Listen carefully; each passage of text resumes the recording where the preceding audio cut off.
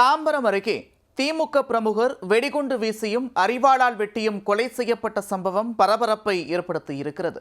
முதலமைச்சர் மு.க.ஸ்டாலினின் பிறந்தநாளை கொண்டாட தயாரானவர் கொலை செய்யப்பட்டிருக்கிறார். நடுரோட்டில் நடந்த பயங்கரத்தின் பின்னணி என்ன?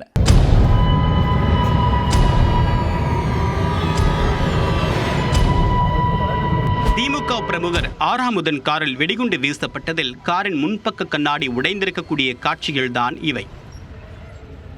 அரசியல் காரணங்களுக்காக திமுக பிரமுகர் கொலை செய்யப்பட்டாரா? சென்னை வண்டலூரை சேர்ந்த ஆறாமுதன் திமுகவின் காட்டாங்குளத்தூர் வடக்கு ஒன்றிய செயலாளராக உள்ளார். வண்டலூர் ஊராட்சி மன்ற முன்னாள் துணைத் தலைவராக இருந்த ஆறாமுதன் வண்டலூர் சுற்றுவட்டார பகுதியில் திமுகவின் முக்கிய பிரமுகராகவும் இருந்தார்.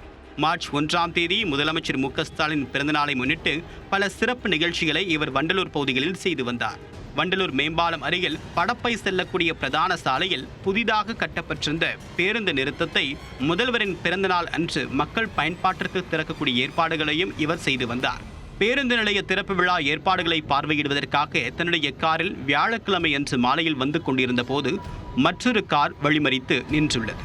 காரிலிருந்து இறங்கிய மர்ம நபர்கள் ஆறாமுதன் வந்த காரின் மீது நாட்டு வெடிகுண்டை வீசியதில் அது முன்பக்க கண்ணாடியில் விழுந்து பயங்கர சத்தத்துடன் வெடித்துள்ளது. அப்போது காரில் இருந்த டிரைவர் மற்றும் அவருடைய ஆதரவாளர்கள் அலறி அடித்து நாலாபுரமும் சிதறி ஓடினர். அதைத் தொடர்ந்து காரிலிருந்து வெளியே வந்த ஆறாமுதனை அந்த கும்பல் சரமாரியாக வெட்டியது. அரிவாள் வெட்டில் ஆறாமுதனின் கை துண்டான நிலையில் நடு ரோட்டில் அவர் உயிருக்கு போராடி கொண்டிருந்தார். அருகில் இருந்த பொதுமக்கள் உடனடியாக அவரை மீட்டு ஆட்டோ மூலமாக குரோம்பேட்டையில் உள்ள தனியார் மருத்துவமனையில் சிகிச்சைக்காக அனுப்பி வைத்தனர். ஆனால் ஆறாமுதனை பரிசோதனை செய்த மருத்துவர்கள் அவர் வழியிலேயே இறந்துவிட்டதாக தெரிவித்தனர். வண்டலூர் மேம்பாலம் அருகே என்பதால் ஏராளமான வாகனங்களும் பொதுமக்களும் சென்று கொண்டிருந்தனர். பேருந்து நிறுத்தம் அருகே இந்த சம்பவம் நடந்ததால் அங்கு நின்று கொண்டிருந்த பயணிகளும் சிதறி ஓடினர். மின்னல் வேகத்தில் செயல்பட்ட ரவுடி கும்பல் திமுக பிரமுகரை கொலை செய்துவிட்டு பைக் மற்றும் காரில் தப்பிச் சென்றனர். மன்னிவாக்கம் போலீசார் ஆறாமுதன் உடலை மீட்டு குரோம்பேட்டை அரசு மருத்துவமனைக்கு உடற்கூராய்விற்காக அனுப்பி வைத்தனர். உயிரிழந்த திமுக பிரமுகர் ஆறாமுதனின் உறவினர்கள் மற்றும் ஆதரவாளர்கள் பலர் குரோம்பேட்டை மருத்துவமனையில் குவிந்ததால் பதற்றமான சூழல் ஏற்பட்டது. அதனைத் தொடர்ந்து குரோம்பேட்டை, பல்லாவரம், தாம்பரம் காவல் நிலையங்களிலிருந்து 100க்கும் மேற்பட்ட போலீசார் வரவழைக்கப்பட்டு பாதுகாப்பு பணியில் ஈடுபடுத்தப்பட்டனர்.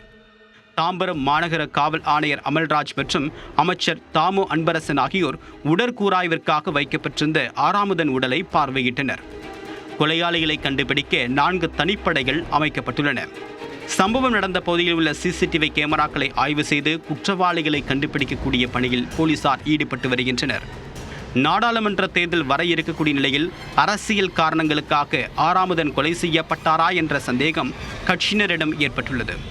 தாம்பரம் மாநகர காவல் எல்லைக்குட்பட்ட பகுதிகளில் அடுத்தடுத்து கொலை சம்பவங்கள் அரங்கேறி வருவது அந்த பகுதி மக்களிடம் ஒருவித அச்சத்தை ஏற்படுத்தியுள்ளது. கொலையாளிகளை போலீசார் தீவிரமாக தேடி வந்த நிலையில் ஈரோடு மாவட்டம் சத்தியமங்கலம் குற்றவியல் நீதிமன்றத்தில் கனகராஜ், அகஸ்டின், சத்யசீலன், முனீஸ் ஆகியோர் சரணடைந்துள்ளனர். சரணடைந்த 5 பேரும் திருப்பூர் மற்றும் காஞ்சிபுரம் மாவட்டங்களைச் சேர்ந்தவர்கள் ஆவர்.